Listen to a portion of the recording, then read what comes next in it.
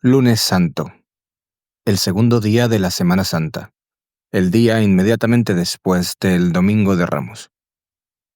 Este día el mundo cristiano recuerda y celebra un acontecimiento bastante importante. Según las Escrituras, al día siguiente, después de su entrada triunfal en Jerusalén, Jesús de Nazaret acudía al templo a dar un sermón. En este sermón sucedería uno de los acontecimientos más contradictorios de la forma de ser del Hijo del Hombre, según las Escrituras. Escrito está que Jesús de Nazaret, látigo en mano, echó del templo a los cambistas y lo purificó, diciendo: «Mi templo es para rezar, y no una cueva de ladrones». A mí, sinceramente, este es uno de los acontecimientos que más me choca con la forma de ser del Hijo del Hombre. Jesús siempre se presentó como un príncipe de paz, como una persona tolerante y amorosa. No me cabe en la cabeza la imagen del Hijo del Hombre látigo en mano, ajusticiando a los cambistas, a los gentiles y echando a la gente del templo. De igual manera, esto no coincide con el mensaje del Hijo del Hombre, el que enseñaba que no necesitamos de ningún templo ni de ningún intermediario para acceder a Dios, pues todos tenemos conexión directa e íntima con el Padre. Hoy quiero traerte la lectura del libro Durante acerca de este pasaje, para que compares y veas lo que transmite este libro acerca de lo que realmente pudo haber sucedido. Me parece de suma importancia esta lectura, ya que gracias a ella podemos entender las prácticas, lo que se permitía y el porqué de esta depuración del templo. Documento 173. El lunes en Jerusalén. Tal y como había planeado de antemano, este lunes por la mañana temprano Jesús y los apóstoles se reunieron en la casa de Simón en Betania, y después de una breve conferencia partieron para Jerusalén. Los 12 estaban extrañamente silenciosos mientras se dirigían hacia el templo. No se habían recuperado de la experiencia del día anterior. Estaban expectantes, temerosos y profundamente afectados por cierto sentimiento de distanciamiento que tenía su origen en el repentino cambio de táctica del maestro, unido a sus instrucciones de que no debían efectuar ningún tipo de enseñanza pública durante toda esta semana de la Pascua. Mientras este grupo descendía del Monte de los Olivos, Jesús iba delante y los apóstoles le seguían de cerca en un silencio meditativo. Un solo pensamiento predominaba en la mente de todos, salvo en Judas Iscariote, y era el siguiente: ¿qué hará hoy el Maestro? El único pensamiento que absorbía a Judas era: ¿qué voy a hacer? ¿Voy a continuar con Jesús y mis compañeros o voy a retirarme? Y si los dejo, ¿cómo voy a romper? Eran cerca de las 9 de esta hermosa mañana cuando estos hombres llegaron al templo. Se dirigieron enseguida al gran patio donde Jesús enseñaba con tanta frecuencia, y después de saludar a los creyentes que lo estaban esperando, Jesús subió a uno de los estrados para educadores y empezó a hablar a la multitud que se estaba congregando. Los apóstoles se apartaron a corta distancia y esperaron los acontecimientos. La depuración del templo. Un inmenso tráfico comercial se había desarrollado en asociación con los servicios y las ceremonias de culto en el templo. Existía el comercio de suministrar los animales apropiados para los diversos sacrificios. Aunque estaba permitido que los fieles aportaran sus propias ofrendas, persistía el hecho de que los animales debían estar libres de todo defecto en el sentido de la ley levítica, según la interpretaban los inspectores oficiales del templo. Muchos fieles habían sufrido la humillación de ver cómo los examinadores del templo rechazaban su animal supuestamente perfecto. Por esta razón, se había generalizado la práctica de adquirir los animales directamente en el templo, y aunque había diversos lugares cerca del Olivete donde se podían comprar, se habían puesto de moda comprar estos animales directamente en los corrales del templo. Esta costumbre de vender todo tipo de animales propiciatorios en los patios del templo se había desarrollado gradualmente. Así, había surgido a la existencia un importante comercio que reportaba unos beneficios enormes. Una parte de estas ganancias estaba reservada para el tesoro del templo, pero la mayoría iba a parar indirectamente a las manos de las familias de los altos sacerdotes en el poder. Esta venta de animales en el templo prosperó porque cuando un fiel compraba un animal, aunque el precio fuera un poco alto, ya no tenía que pagar ningún tributo más, y podía estar seguro de que el sacrificio propuesto no sería rechazado con el pretexto de que el animal tenía defectos reales o imaginarios. De vez en cuando, los precios se recargaban de una manera exorbitante a la gente del pueblo, en particular durante las grandes fiestas nacionales. En un momento dado, los codiciosos sacerdotes llegaron a exigir el equivalente de una semana de trabajo por un par de palomas que deberían haberse vendido a los pobres por unos pocos céntimos. Los hijos de Anás ya habían empezado a instalar sus bazares en los recintos del templo, unos mercados de género que sobrevivieron hasta que fueron finalmente derribados por una muchedumbre 3 años antes de la destrucción del templo mismo. Pero el tráfico de animales propiciatorios y de otras mercancías no era la única manera en que se profanaban los patios del templo. En esta época se había fomentado un amplio sistema de intercambio bancario y comercial que se realizaba directamente dentro de los recintos del templo. Todo esto había sucedido de la manera siguiente. Durante la dinastía de los Asmoneos, los judíos acuñaron su propia moneda de plata, y se había establecido la práctica de exigir que el tributo de medio siclo y todos los demás derechos del templo se pagaran con esta moneda judía. Esta reglamentación hacía necesario autorizar a unos cambistas para que intercambiaran este ciclo ortodoxo de acuñación judía por los numerosos tipos de monedas que circulaban en toda Palestina y en otras provincias del Imperio Romano. El impuesto del templo por persona, pagadero por todo el mundo a excepción de las mujeres, los esclavos y los menores, era de medio siclo.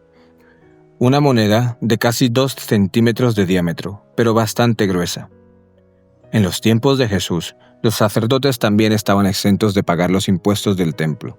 En consecuencia, entre los días 15 y 25 del mes anterior a la Pascua, los cambistas acreditados instalaban sus puestos en las principales ciudades de Palestina, con el fin de proporcionar a los judíos la moneda apropiada para pagar los impuestos del templo cuando llegaran a Jerusalén. Después de este periodo de 10 días, estos cambistas se trasladaban a Jerusalén y montaban sus mostradores de cambio en los patios del templo.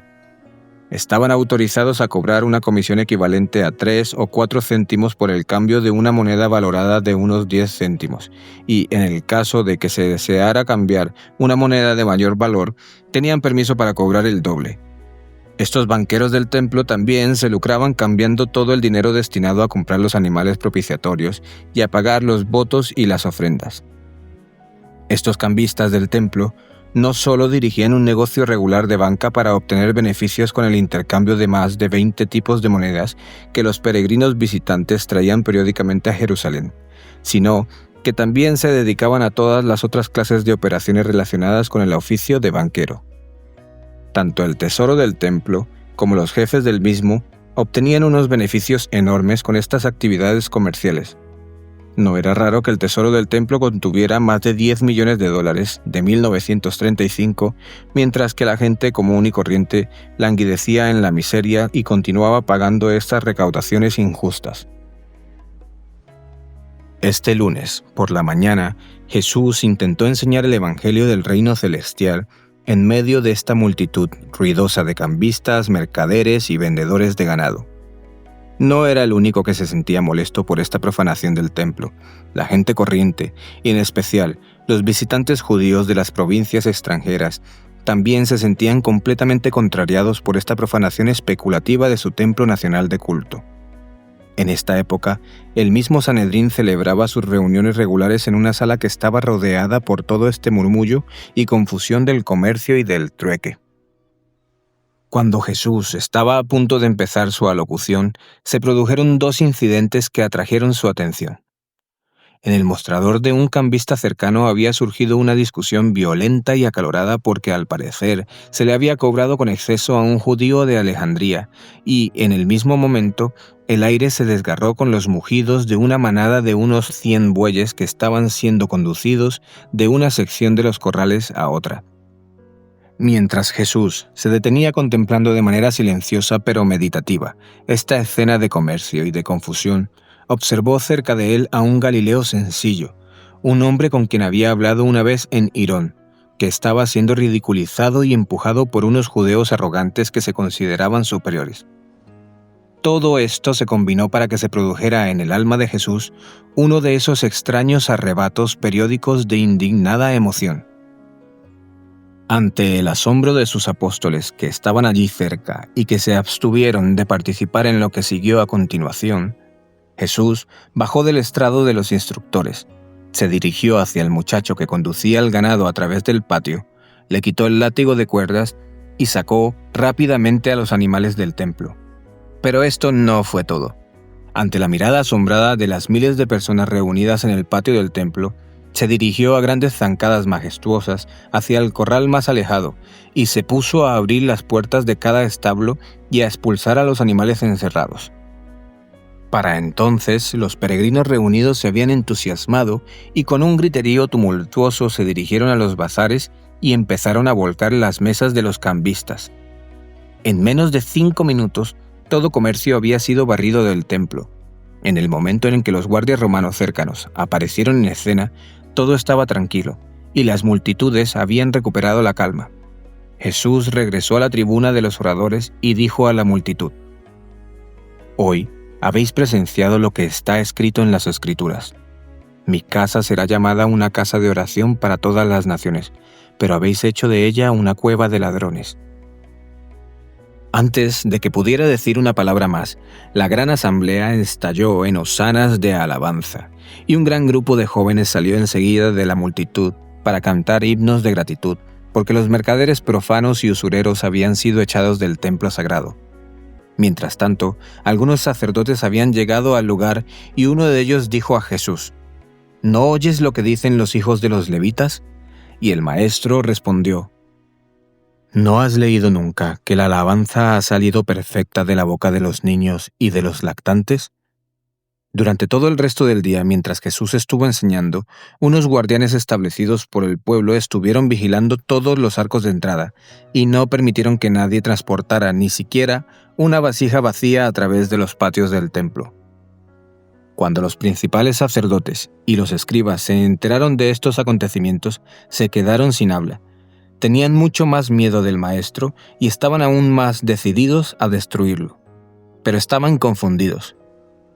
No sabían cómo disponer su muerte, porque tenían mucho miedo de las multitudes que ahora expresaban tan abiertamente su aprobación por la expulsión de los especuladores profanos.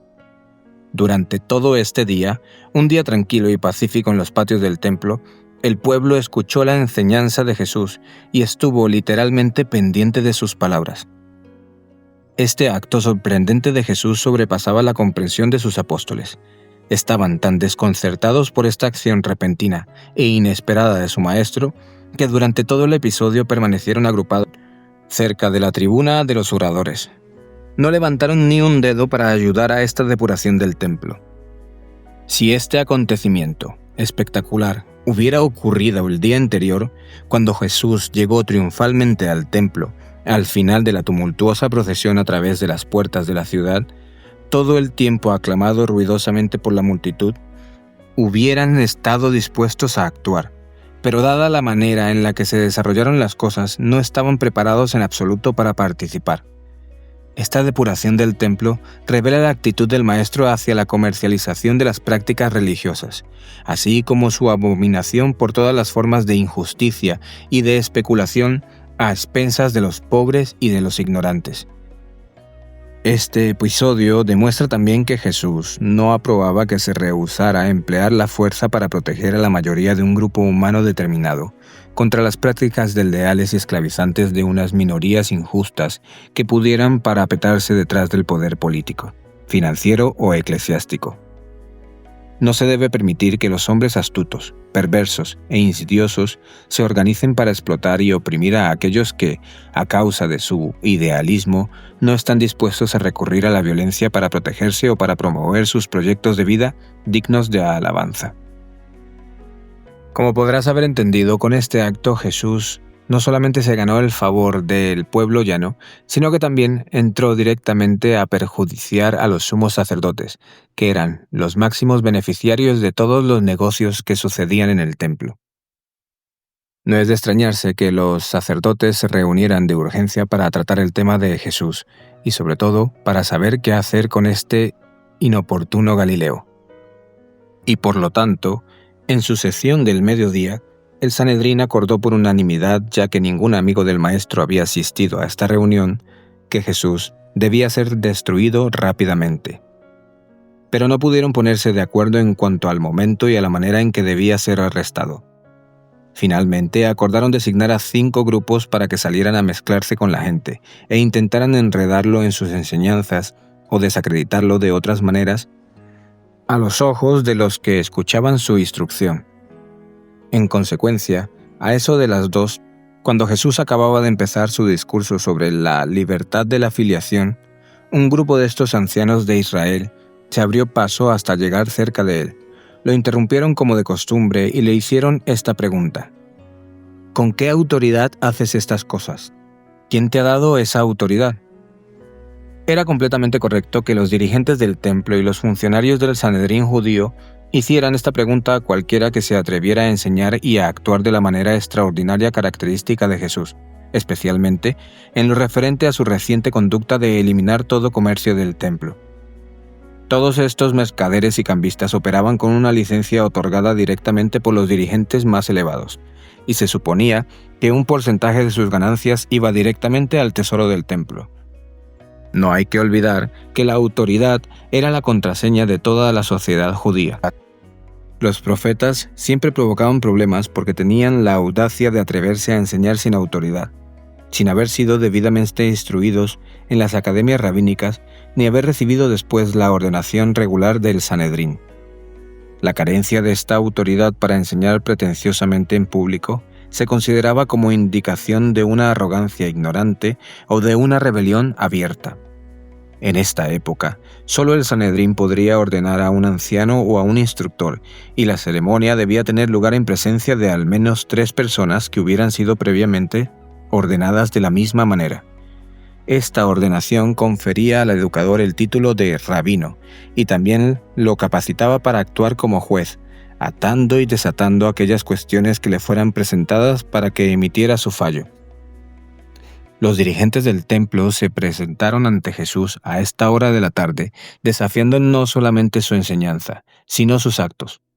Jesús sabía muy bien que estos mismos hombres habían afirmado públicamente durante mucho tiempo que su autoridad para enseñar era satánica y que todas sus obras poderosas habían sido realizadas por el poder del príncipe de los demonios. Por consiguiente, el maestro empezó su respuesta a aquella pregunta haciéndoles otra pregunta. Jesús dijo: «Me gustaría haceros también una pregunta, y si me la contestáis, os diré igualmente con qué autoridad hago estas cosas. ¿De dónde venía el bautismo de Juan? ¿Recibió Juan su autoridad del cielo o de los hombres?». Cuando sus interrogadores escucharon esto, se apartaron a un lado para consultarse entre ellos acerca de la respuesta que debían dar. Habían pensado en desconcertar a Jesús delante de la multitud, pero ahora eran ellos los que se encontraban bastante confundidos ante todos los que estaban congregados en ese momento en el patio del templo. Y su desconcierto fue aún más evidente cuando regresaron ante Jesús diciendo: «Respecto al bautismo de Juan no podemos responder, no sabemos». Contestaron de esta manera al maestro porque habían razonado entre ellos: «Si decimos que viene del cielo, entonces Jesús dirá: ¿por qué no creísteis en él?». Y quizás añada que su autoridad la había recibido de Juan. «Y si decimos que viene de los hombres, entonces la multitud podría revolverse contra nosotros, porque la mayoría piensa que Juan era un profeta». Y así se vieron obligados a presentarse ante Jesús y a la gente para confesar que ellos, los educadores y dirigentes religiosos de Israel, no podían o no querían expresar una opinión sobre la misión de Juan. Cuando terminaron de hablar, Jesús bajó la mirada hacia ellos y dijo: «Yo tampoco os diré con qué autoridad hago estas cosas». Jesús nunca tuvo la intención de recurrir a Juan para respaldar su autoridad. El Sanedrín nunca había ordenado a Juan. La autoridad de Jesús residía en él mismo y en la supremacía eterna de su Padre. Al emplear esta manera de comportarse con sus adversarios, Jesús no pretendía eludir la pregunta. A primera vista, podría parecer que era culpable de responder con una evasiva magistral, pero no era así. Jesús nunca estaba dispuesto a aprovecharse injustamente de nadie, ni siquiera de sus enemigos. Con esta aparente evasiva, en realidad proporcionó a todos sus oyentes la respuesta a la pregunta de los fariseos sobre la autoridad que había detrás de su misión. Ellos habían afirmado que él actuaba con la autoridad del príncipe de los demonios. Jesús había repetido muchas veces que todas sus enseñanzas y obras las realizaba con el poder y la autoridad de su Padre que está en los cielos. Los dirigentes judíos se negaban a aceptar esto y trataban de acorralarlo para que admitiera que era un educador irregular, puesto que nunca había sido autorizado por el Sanedrín. Al contestarles como lo hizo, sin pretender que su autoridad viniera de Juan, satisfizo también a la gente con la conclusión de que el esfuerzo de sus enemigos por hacerlo caer en una trampa recayó eficazmente sobre ellos y los desacreditó considerablemente a los ojos de todos los presentes. Este talento que tenía el maestro para tratar a sus adversarios era lo que tanto les asustaba de él. Aquel día ya no intentaron hacer más preguntas y se retiraron para consultarse de nuevo entre ellos. Pero la gente no tardó en discernir la falta de honradez y de sinceridad que había en estas preguntas realizadas por los dirigentes judíos. Incluso la gente común no podía dejar de diferenciar entre la majestad moral del maestro y la hipocresía insidiosa de sus enemigos. Pero la depuración del templo había llevado a los saduceos a unirse con los fariseos para perfeccionar los planes destinados a destruir a Jesús. Y los saduceos representaban ahora la mayoría del Sanedrín. Hacia las 4 de la tarde, Jesús hizo señas a sus apóstoles y les indicó que deseaba dejar el templo e ir a Betania para cenar y descansar durante la noche. Mientras subían el olivete, Jesús indicó a Andrés, Felipe y Tomás que al día siguiente debían establecer un campamento más cerca de la ciudad, para poder ocuparlo durante el resto de la semana pascual. Siguiendo estas instrucciones, a la mañana siguiente montaron sus tiendas de campaña en una hondonada de la ladera que dominaba el parque de acampamiento público de Getsemaní, en un pequeño terreno que pertenecía a Simón de Betania. De nuevo, un grupo silencioso de judíos ascendió la pendiente occidental del Olivete este lunes por la noche. Estos 12 hombres empezaban a sentir, como nunca lo habían sentido antes, que algo trágico estaba a punto de suceder. La espectacular depuración del templo, durante las primeras horas de la mañana, había despertado sus esperanzas de ver cómo el Maestro se imponía y manifestaba sus grandes poderes. Pero los acontecimientos de toda la tarde estuvieron caracterizados por un descenso de la tensión, en el sentido de que todos apuntaban a un rechazo seguro de las enseñanzas de Jesús por parte de las autoridades judías. Los apóstoles se sentían oprimidos por la duda y prisioneros de una terrible incertidumbre. Se daban cuenta de que podían transcurrir solo unos breves días entre los acontecimientos del día que acababan de terminar y el estallido de una fatalidad inminente. Todos sentían que algo temible estaba a punto de suceder, pero no sabían qué esperar. Cada uno se fue a su sitio a descansar, pero durmieron muy poco. Incluso los gemelos de Alfeo empezaron por fin a comprender que los acontecimientos de la vida del Maestro se dirigían velozmente hacia su culminación. Seguiremos mañana con los acontecimientos más importantes del Martes Santo, tal y como están narrados en el libro Durante. Si no quieres perderte la narración, te recomiendo que le des a seguir a esta página y me dejes un me gusta, un comentario y compartas esta publicación con quien quieras. Ten esperanza y confía. Sígueme para saber un poco más.